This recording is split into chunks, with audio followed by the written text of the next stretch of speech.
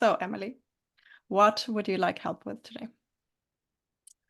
Well, I would like to have some help with my family situation, my family issues, especially with my parents and my grandma, because I never had really a good relationship with them, with Mhm. almost all my family, in a large way. So now I am living in Spain, and sometimes I call my parents, sometimes my grandma, and well, my mom is quite waiting for my news, and I know if I don't give her any news, she will feel bad and she will feel abandoned. And I kind of feel really sad if she feel like this. And my grandmas also, like, they are waiting for my news, and I feel like it's an obligation to do this. And also my dad, when I left Belgium to come in Spain, he told me, yeah, don't forget to send news to your mom, like na na na. So yeah, it feels quite an obligation. So I do it. I was doing it for the last month, maybe one or two calls to my mom every month.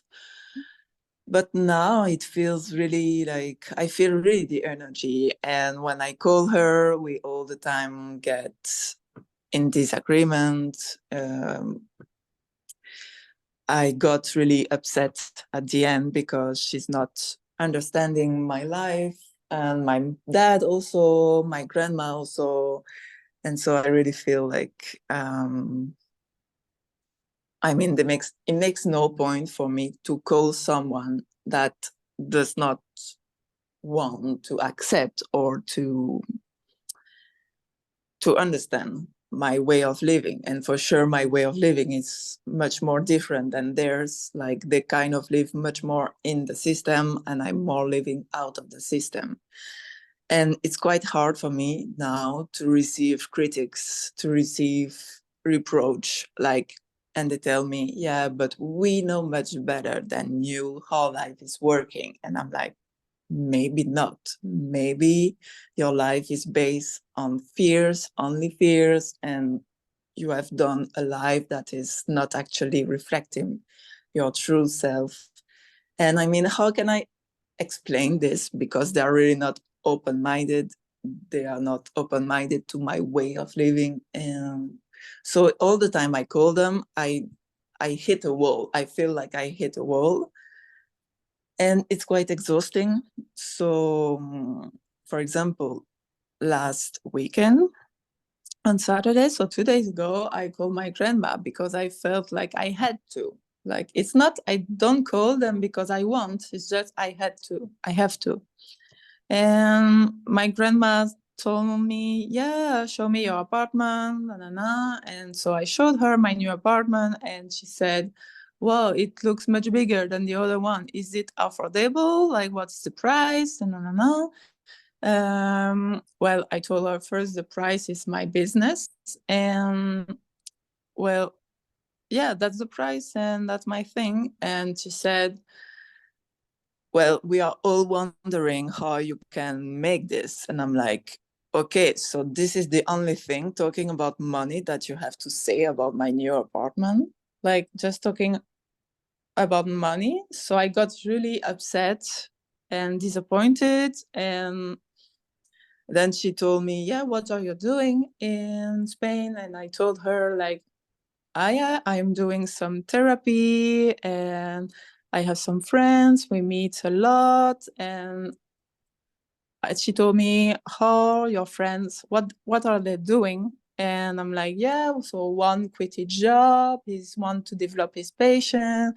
Well, one is only working to have the minimal amount of money to pay the rent and the food, and blah, blah, blah. And I saw her face, and I saw so much, I was feeling so denigrated, and I'm so pissed off to have that kind of reaction. And now I'm like, okay, but I don't want to live this anymore. I don't want to talk to people who denigrate my life. And like before, I could still handle to call them sometimes, but now I feel like I waste too much my energy. The energy is quite drained. After the call, I just went to the beach, and I started having like, I thought I would be able to accept the reaction she had. I was like, yeah, that's fine. But then I started to be on the beach, and I felt like so many cramps in my belly, my lower belly, my lower abdomen, and it was so intense. I was not even able to enjoy the beach, enjoy the water, the sea. I was more in my mind, starting to other thing. I was starting to doubt about my life. Like, am I spending my money in a good way? Okay, let me stop you there, Emilie. Let's look at what is happening inside of you. So when you think about this situation, what kind of emotions are coming up for you? Well, a lot of anger, a lot of anxiety, and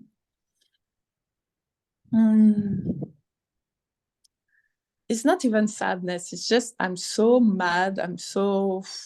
Okay, let's start with the anger, since it's present in you. So when emotions are coming up, they're important for our whole system to understand what's going on, right? And sometimes it's not what we believe it is. So the emotions hold information for us, and it's curious why you are going through specifically these emotions right now. And so if it's okay for you, that we can start having a look at this anger. Yeah. Okay. So what we're going to do is first feel the anger, so you connect to it. It's rage. Where do you feel this anger in your body? In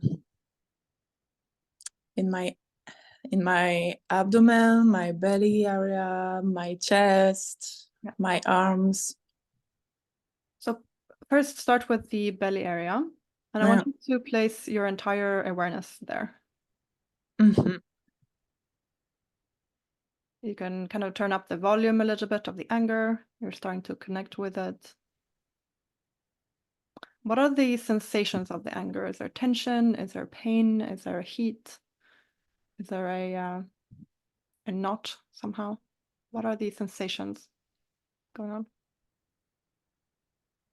It's like tension. Like I really feel bloated. Like. Yeah, good. So let's look at this this tension, right? So it's almost like the whole inside the belly gut area. Am I correct? Yeah, it's there. Good. So direct your awareness into this area. Are you feeling that tension? And I want you to ask this energy, what does it want to say? What information is there here? Well, I am pissed off of my family, and I don't want to talk to them for the next month. Like, so just listen to the anger. So maybe it says, I don't want to talk. Right? Yeah. What else does it say? This is unfair. I don't feel good. What is the kind of statement in this anger? The reason I'm directing you away from the story is because it's very easy to get attached in the story. Oh, my grandmother did this, this happened, they're going to do this, I don't want this. All of this is kind of like a story, whereas the emotion is the raw, raw information, right? So I'm getting away from the story and into the raw emotion. Okay. So the anger says, I don't want to talk to my family. What else does it say? Leave me alone. I want to live my life alone. Like, I mean, not alone, but I want to make my own decisions.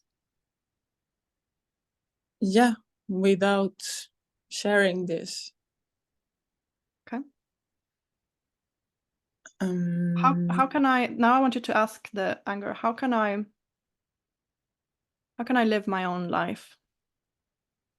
So you are now providing the anger with what the anger wants, right?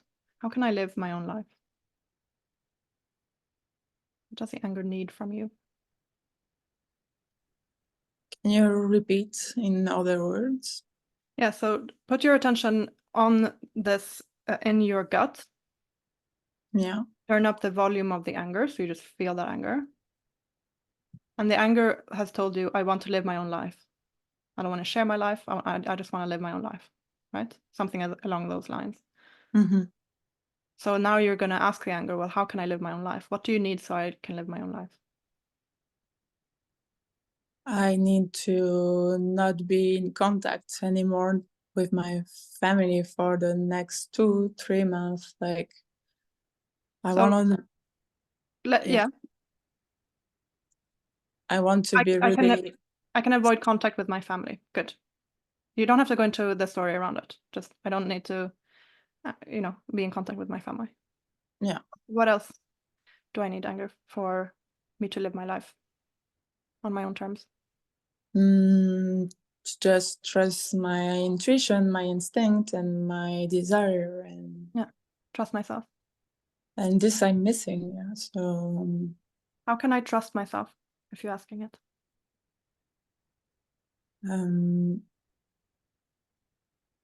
If there's no answer, you can say there's no answer. I don't find anything. Yeah, I think just looking at the feeling the belonging, the feeling of the belonging that I have in with my friends now in Spain, that's really helped me to feel like in a group, and looking at them, what they are doing also to. So let me stop you there because you're going into a story, which is okay. But when you're asking your anger, how can I trust yourself? You're probably not receiving an answer right now. Is that true? Yeah, no, it's not. Okay. So let's look at, we naturally trust ourselves when we are aligned, right? But the only reason we don't is because we've been through experiences where we distrusted ourselves, right? So I'm just curious, in this anger, in this tension, if you ask your belly, when did I start losing trust in myself? Is there a moment when I started to not trust myself?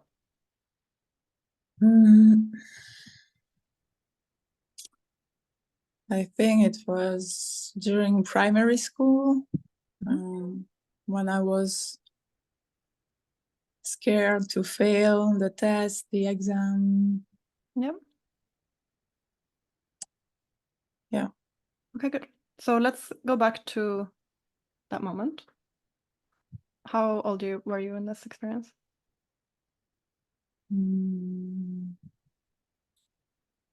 I think I was 8, 9 years old. Okay. So can you visualize the situation when you started to not trust yourself, where you had anxiety around getting things right and getting things correct and all of that? So just bring up kind of a general scene. What is your 9-year-old? What is she feeling? She feel a lot of pressure. Good. A lot of pressure. Yeah. Good. And what does she need? What does a 9-year-old who is put under a lot of pressure need? She needs love. Yeah. And attention. And so let's go to her as your adult self and give her that love and that attention in this scenario. You can see yourself as separate from her and just comforting a 9-year-old. And what was actually true here? For example, it's okay if you fail or if you succeed. It's not important. I'm sorry you had to go through this type of pressure, that you put under this pressure. A 9-year-old should not believe that their worth comes from performance. Or is there anything else that you feel is true that the 9-year-old should hear? Yeah, all that you say kind of resonate in me, and this 9-year-old Emilie would have liked to hear that. So propel her that. In your mind, you can do it openly, you can just imagine it, right? I would have liked also maybe to tell her that life is just about exploring, and school is just one area when you can explore. The grades does not matter. Good. So let her know that, to this 9-year-old. The grades doesn't matter. This is just, life is about exploring. And maybe she needed to be taken out of school. Right? Maybe this pressure wasn't good for her at all. And what she actually would have needed is to go out in nature and play. And to have fun. Yeah. So maybe take her out of the scenario and go to a beautiful place where you can have fun. Dancing, painting, being in nature, swimming, whatever. Being on the beach. In an amazing playground. Yeah. Maybe with other people who she can have fun with. Enjoying this realm. So let's you're doing great in this. Amazing. And let's go back to your belly. Just put your awareness back on to the belly. What is going on emotionally in your belly? What is happening right now?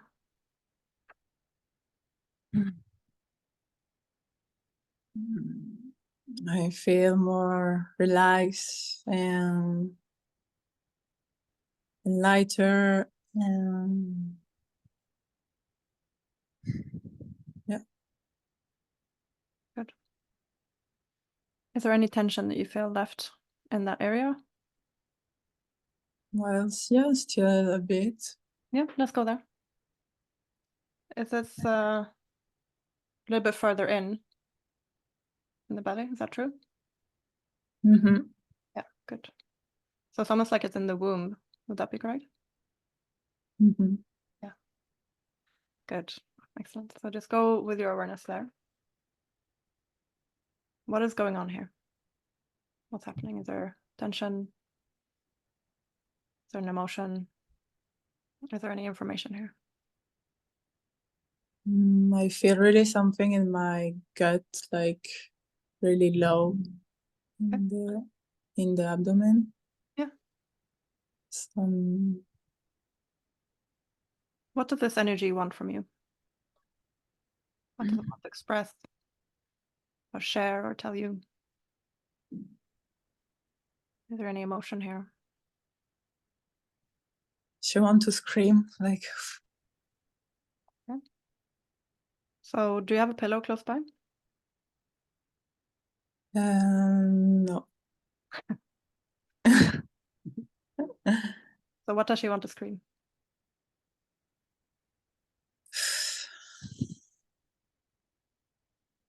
Bad words.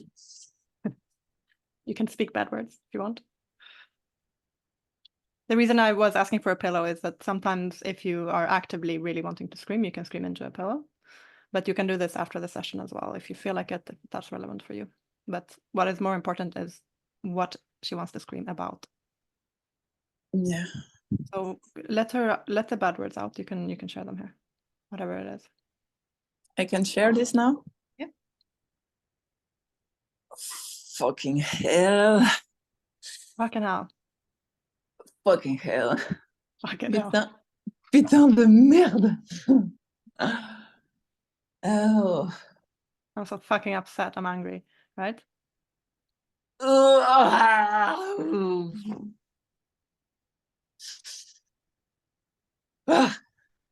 Good.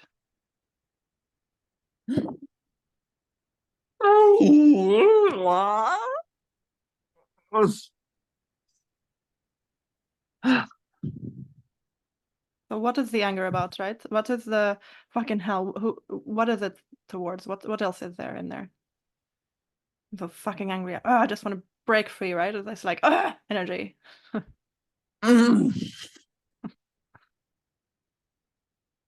Maybe we can look at what age this energy has. Has it got an age?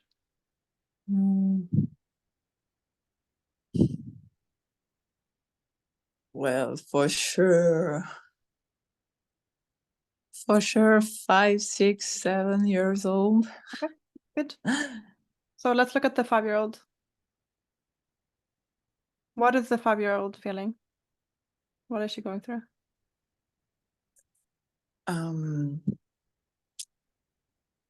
She was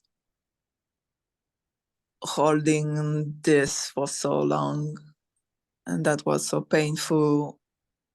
What is this that she's holding on? This pain, what is it? What is she feeling? So much resistance to express. Yeah. So much holding back. Like, Is it shame? Is it pressure? Is it she was forced to do something else? What actually went on for her as a 5-year-old? Why didn't she feel free to express? so much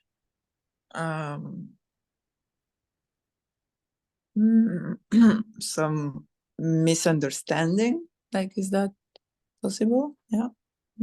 Did she misunderstand other people, or did other people misunderstand her? Other people misunderstood her, and so Okay. she didn't express. So when she expressed herself, did that then feel unsafe for her? Yeah, it felt unsafe. Yeah. And also she didn't want to face the judgment and opinions from others. Yeah. So probably she was shamed somehow in her expression. Right? It wasn't okay to be who you were when you were 5. So do you have a specific situation when this started? When did you start to believe that it was unsafe to express yourself? Is it when you were 5 or was it earlier? It was also in primary school. Like, I cannot remember if it was when I really started the first year of primary school, but for sure in the first years, not in the last, in the first. Yeah. Like, I was feeling this with the other kids. Mm-hmm. Yeah. So again, look at this child as if you're an adult and you can go into the same situation. When she felt unsafe expressing herself, what would she have needed from an adult, from a safe person, when she felt that unsafe? Well, it's kind of difficult for me to comfort her and to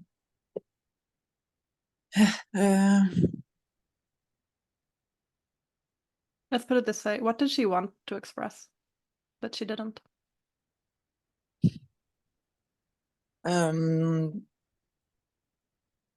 that she didn't like that my mom was all the time worried for me about how the teacher was learning me some stuff about the grades that I had. She... Hang on. So you were your mother. Can you say that again? I got confused. So yeah, my mom was checking my grades. When I had bad grades, she was going to complain to my teacher. And what did that make you feel then? Did that make you feel that you had to be under this pressure to perform well? Or was it also related to expression somehow? Were you angry at her? Was it something you couldn't tell her? Well, I was just feeling that it was the only thing that mattered. Yeah. Okay, good. So now we're coming to the same like you started with your grandmother, right? Is it only my grades that matter? Is it only my money that matters? Is it only the material realm that matters? Right? That's the kind of the repeating pattern. So I didn't, yeah. Go on.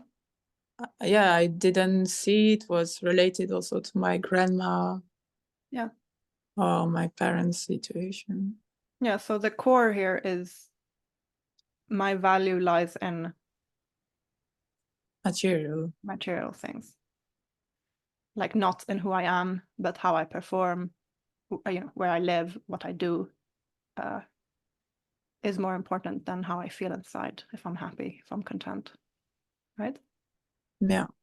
And this is not just your family, this is pretty much most Western countries, and maybe the whole world, I would say, where we have put so much value in surviving rather than enjoying this life. And the base and core of this, if you're with me, and this is the fear of death, right? So when you're scared of dying, you have to put all your energy into surviving so we don't die.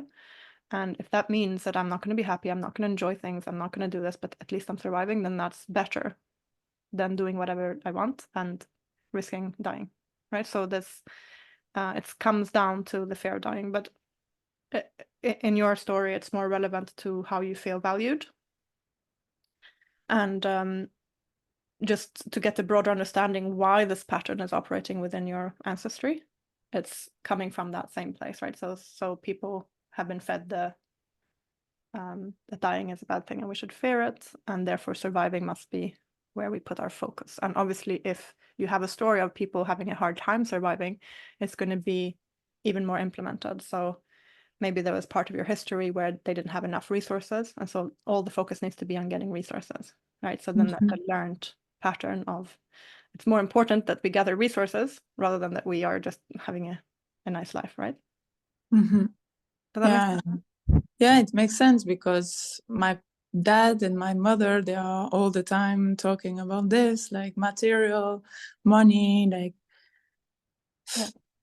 and having a house where to sleep. And my grandma is also like this. She does not really understand my way of living because for her the most important is to have to buy a house, to get a loan in the bank and to have safety, like security. Like when I told her like I'm doing some therapy for my insecurity, she thought that I didn't have a house or money, and I said, no, it's not about this. Yeah, and so just understanding that this is not something that they do as souls. This is just a pattern they're operating from within, right? Because it's a learned pattern. It's not truth. It's a learned pattern that we are in lack, and we constantly need to make sure that we have resources.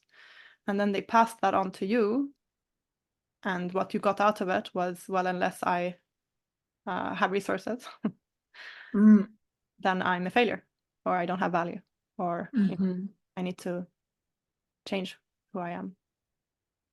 So just to have compassion with your family, that this is probably a very unconscious part of them. It's not even, when we see these patterns, it's just they're operating from within them. It doesn't mean that that's who they are. It's just they're unconscious. And if they haven't had resources and they have never learned how to trust themselves in this realm, trust who they are, trust their souls, then that distrust and that insecurity around death or the fear around death, that will kind of be their program. That doesn't mean that's who they are at their core. At their core, that's not what they value. But the unconscious program that they're running is making you feel that way. Does that make sense? Yeah, makes sense. But still, I cannot really have compassion for them. It's like, so I need to put so much energy and it's not natural. Like, it's really energy draining. So this is, you have to separate your own emotions from who they are. So it is draining for you to be operating from that same program. So when you have to operate from that same program, you feel lower energy, but it's not so much related to them. Now, right now you might be thinking, okay, I talk to them, I get low on energy because of them, but it's actually because you're running the program and you're not happy with having that in your system. So you can communicate with them once you're not running this program in you at all.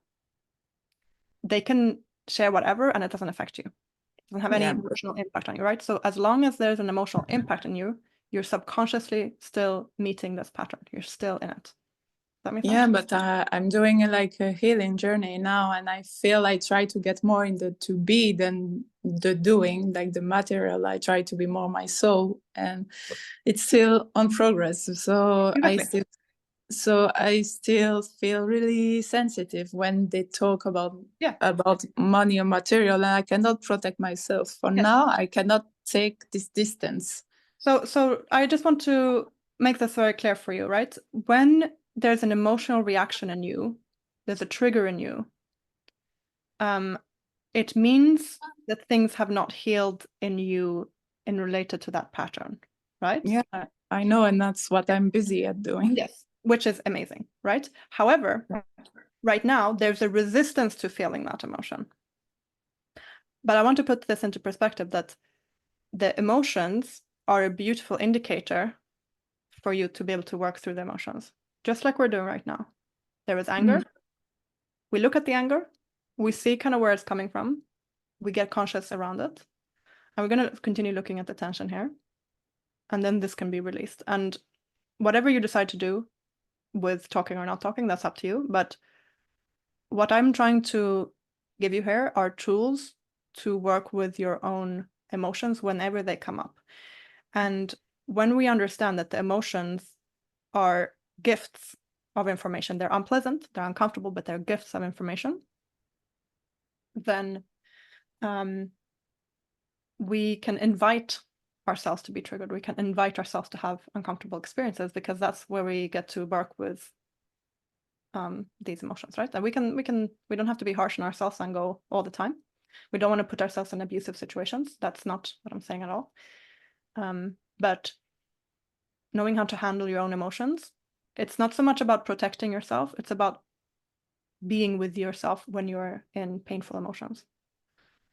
So right now you want to take a distance so that you don't feel those painful emotions. But what I would invite you to do is to start looking at the painful emotions, regardless of the contact you have or not. Does that make sense?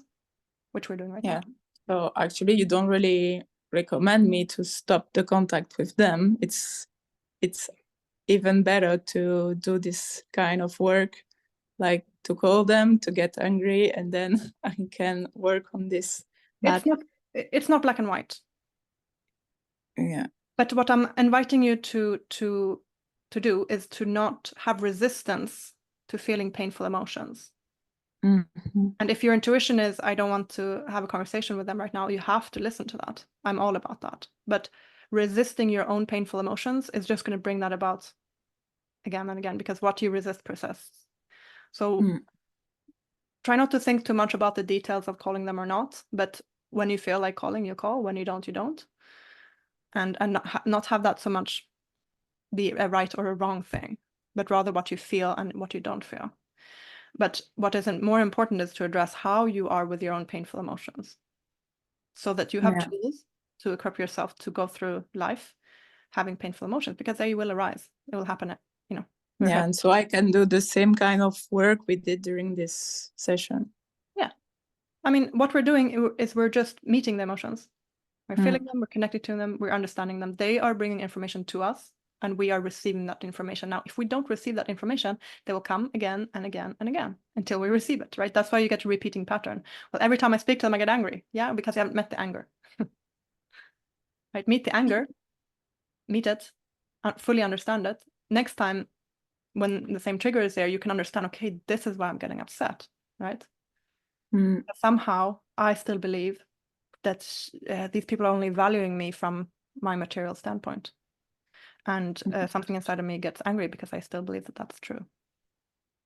Yeah. Okay. So let's return to the tension in the belly. What are you feeling right now there? Well, now that we have talked about this, like I still feel quite a lot of tension. I'm kind of resisting, and it wakes up all the tension. Yeah. So let's go into the tension. Let's feel it. Can be uncomfortable, but that's only what it is. A little bit, right? So this tension is still in the belly. It's interesting, isn't it, though, that you everything that is happening emotionally tends to have a physical manifestation, right? So if you have issues with your gut, it's because there's some usually, right? Anyway, so let's just tune into this tension. And now, like, how does it look like, this tension in your body? What does the energy look like? It looks like a whole package of energy that is really, really condensed in my belly. And good. That's what I'm feeling also. There is not much flow. Yeah, it's almost like a heavy. I don't want to say magnet, but this kind of. Yeah, it's something that pulls me down. Yeah. So let's put our awareness in here. We're just gonna start looking at this energy, okay? So where does this energy come from? Is this something ancestrally? Is it even your energy? I don't know. Okay. So just bring your awareness into your belly. What emotion is in here? The fear? I don't know. I feel so like heavy. Yeah, it's like nothing is clear. Like, Yeah, confusion. Yeah, confusion. Good.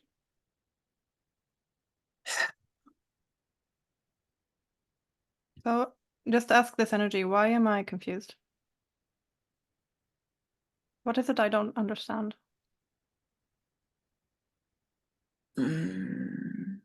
Because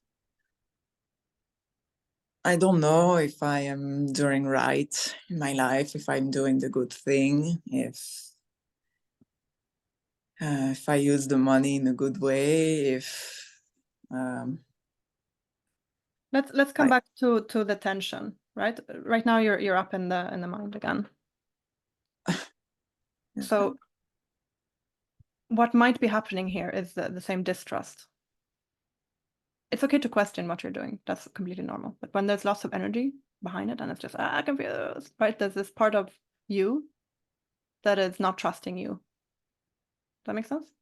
Yeah. So we have already started to look at when you start to not trust yourself, not being able to express yourself, right? When you're 5, maybe 9. So feel into this energy and just is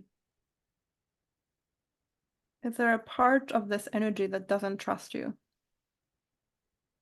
Like, is there a part of you that, let's say the part of you that's questioning what you're doing, the part of you is like, I don't even know if this is the right thing to do. How old is that part of you? Or what is that part of you?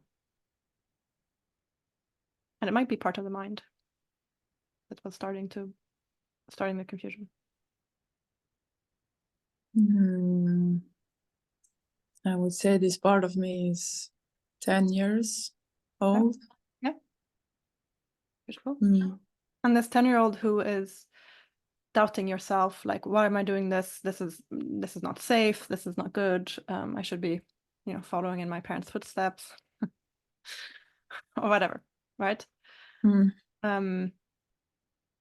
what is she telling you right now? Why does she not trust you? Because it's been 10 years that I'm struggling with my life and my purpose, my orientation. Yeah. So she feels that, what does she feel about this? Like, well, for 10 years I've been struggling, so how can I trust you now? Is that what's going on?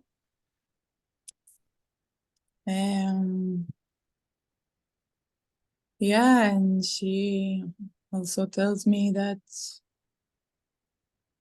I still feel quite attached to my parents' opinion. Yeah. So is it her as a 10-year-old that is attached to her parents, or is it you right now? Yourself? No, it's her. It's her. Yeah. So for a 10-year-old, it's very important that we have a sense of belonging with the tribe, with our parents, with our people. And anything that risks that sense of belonging can make us sacrifice our authenticity to have that sense of belonging. And from what you've told me with your parents, that's kind of what you've done. It's like, it's better that I'm connected to my parents than that I'm truthful with them. Meaning I sacrifice my authenticity for feeling a sense of belonging and connection. Yeah, that's truly this. Yeah. And that is the survival strategy as a child when we did not feel safe to be who we are. Mm-hmm. And just know that this 10-year-old is trying to protect you in this. It's trying to get you to a sense of belonging so that you don't get abandoned and die. So this 10-year-old who is causing an internal conflict in you, that is what she's doing. She's trying to protect you. She's trying to get you to belong and get a connection with your parents, with whatever. That is what she's trying to do to you so that you don't fall out of connection. Mm-hmm. Now, when she is ruling you, your higher self or your true self, your present day self, Mm-hmm. is getting confused because Yeah. there's a 10-year-old running your whole system. Mm. And this 10-year-old says it's more important to listen to my parents and to have a sense of belonging to them than to be who I am. So just know that she's trying to protect you, but it's not your survival strategy anymore. It might have worked when you were 10, or it did work, otherwise you wouldn't have continued. You did have a sense of belonging to your parents. Otherwise, the strategy, you would have chosen a different strategy. Yeah. But it did work, but right now it's not working. You can see it in your connection to your family, but you can also see it in connection to yourself. You are creating confusion and distrust and a sense of not wanting to be with your family. So nothing of this is working anymore. So the way that we work with these different parts, like just now, the first step is just to be aware of her, that she's there, right? And Yeah. she might be the one who is in your belly with all of this tension because she's like, I don't want to risk not belonging. I don't want to risk, in a sense, dying, right? Yeah, but consciously, I don't want to belong, to have this sense of belonging to them. Yeah. So your soul isn't scared of dying and isn't scared of not belonging, but your 10-year-old is, because in her world, if she didn't have a sense of belonging, she would be outcast, abandoned, and died. That is where the fear is coming from. But your highest self doesn't care. So this is just an unintegrated part of you that is coming up and questioning and mistrusting, and I better listen to them and be with them. And it's only, trust me in this, it's only, she just wants you to feel good. She's trying to protect you from feeling pain. She doesn't want you to not belong and feel bad. But as we've just looked at this, the emotions that are painful, they're not bad. So you can even let your 10-year-old know, like, thank you for protecting me from feeling pain. And thank you for wanting me to have a sense of belonging, so I feel good. But right now, I am the one who is leading. And this protection isn't needed anymore. You can still be part of me. And I love that you are wanting me to feel good. But I'm going to take over, right? I'm going to be in charge of Emilie. Yeah, but she wants to make me feel good, protected, and not abandoned, whatever. But why do I feel pain? It's paradox. Yeah. So the pain, are you asking me for the pain that she's feeling or the pain that you're feeling right now? Yeah, the pain that I am feeling. Yeah. So let's explore the pain right now instead of guessing. So what is the pain that you're feeling right now? Well, it's not cramps, but yeah, it's really some tension there in the belly, there. Yeah. Like my muscle is tense. So maybe put a hand on your belly just to you can feel into this pain. Mm-hmm. And again, what does this pain want from you? She wants to trust my higher self, myself. Yeah. And to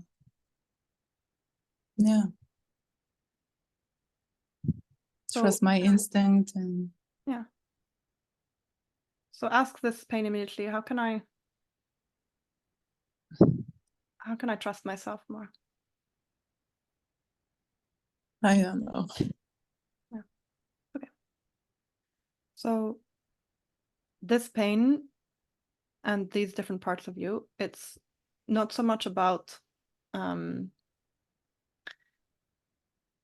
it's not so much about just looking at them and now, okay, now you're healed, right? It's about creating a relationship to them throughout your entire life. It's an ongoing process of relating. And what we're doing right now is we're just placing awareness into the pain and listening to it. And sometimes it needs much more time and much more attention. And sometimes it needs movement, or you need to go into the ocean or dance or release it in other kinds of ways. Mm-hmm. Don't always release simply by putting awareness on us, because it might not be ready yet to do that. And the most important part in creating a healthy relationship to yourself is to be able to meet yourself in pain and discomfort. Because it's very easy to be with ourselves when we feel good, right? It's a natural state. But when these painful emotions come up, that's when we start avoiding or becoming very dramatic, or we start harming ourselves in different ways instead of just being with the pain. And I've said this a couple times before already in the podcast, but the only way to come to peace with yourself is to go through the pain, feel the pain, release the pain, be with the pain until it's not there anymore, because it's holding information to you and it needs to be felt instead of repressed. And because you have had a lifetime where you had to repress who you are, it's going to be knots and emotions in your body to untangle, and stories and memories. And that's why before I mentioned whatever you choose to do in regards to your family or whomever, I invite you to invite painful emotions. Not a lot. You don't have to stress yourself out, and not all the time, but simply to allow them to be part of your experience so that you can meet them with love and awareness.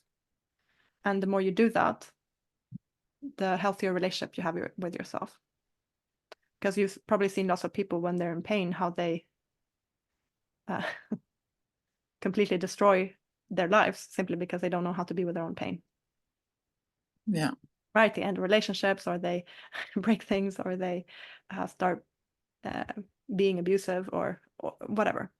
So their addiction, whatever. Or addictions, yeah, that's a great example. Yeah. And yeah, it's just really hard for me to work with my tough emotions. It's something that I'm not used to, and it's not hard for you because you immediately feel it in your body. So yeah, you can have the framework that it's hard, but actually you had an immediate connection with your body and you immediately see where it's coming from. So I would say that that's not hard for you at all. It's just uncomfortable to be with the pain. Yeah. And little by little, the more you're meeting this pain, the less pain you will have, because if the information has been, if you completely understood it, it doesn't need to come back again. But specifically when it comes to your own expression and when it comes to trusting yourself, right? That is when it's most relevant for you to meet the energy that is not joyful, right? So the next time you feel you're not trusting yourself or you're questioning yourself, know that that might be a part of you. That might be the 10-year-old. So you can talk to her. So you can, understand that if you're getting lots of anxiety, fear is usually information about something that, like, you lack information somewhere, or you're scared of something that hasn't happened.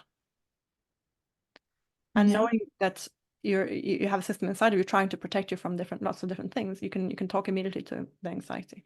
You can talk immediately to the anger.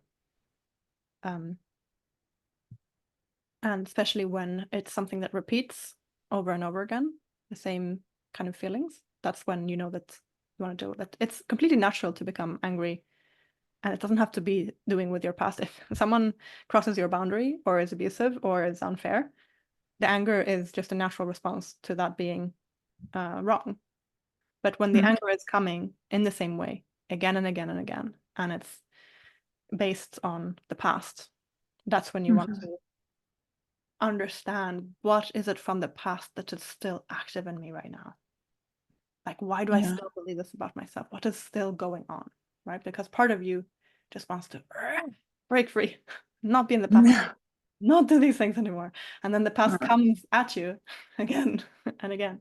And the more you meet that past, the more you meet these emotions, the less of the past will influence your present experience. And that's where the more free you become, because the more present you are right now, the less constricted you are, because you're not concerned about the future or the past. Yeah, it's like all the point to be less emotionally attached to past events. Yeah, and more so not having the belief systems in you anymore. Yeah. Right? Not having if you truly believed that you were valued beyond materialism, like you know that within yourself, then someone coming at you with like something materialistic, or they're questioning or they're judging somehow, you wouldn't react to it. Yeah. Because you wouldn't believe in it about yourself. It wasn't the story that you get out of it isn't, I have no value without this. It might be, oh, she seems overly concerned about my material safety. Well, that's nice. I'm not concerned about it. But if she wants to be concerned, that's up to her, right? It has nothing to do with me.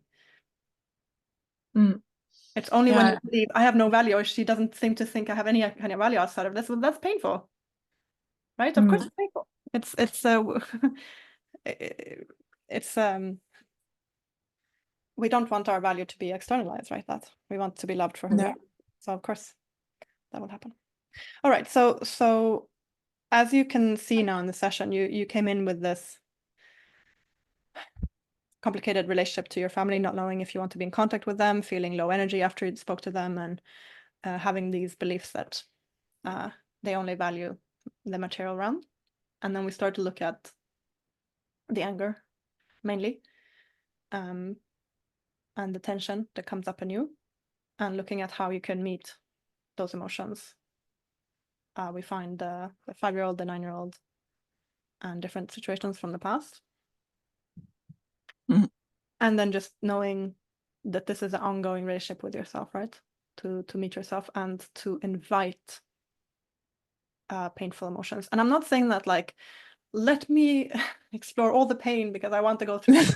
It's not like that. We're not martyrs here. We're not masochists, right? It's like, let me not have resistance to this.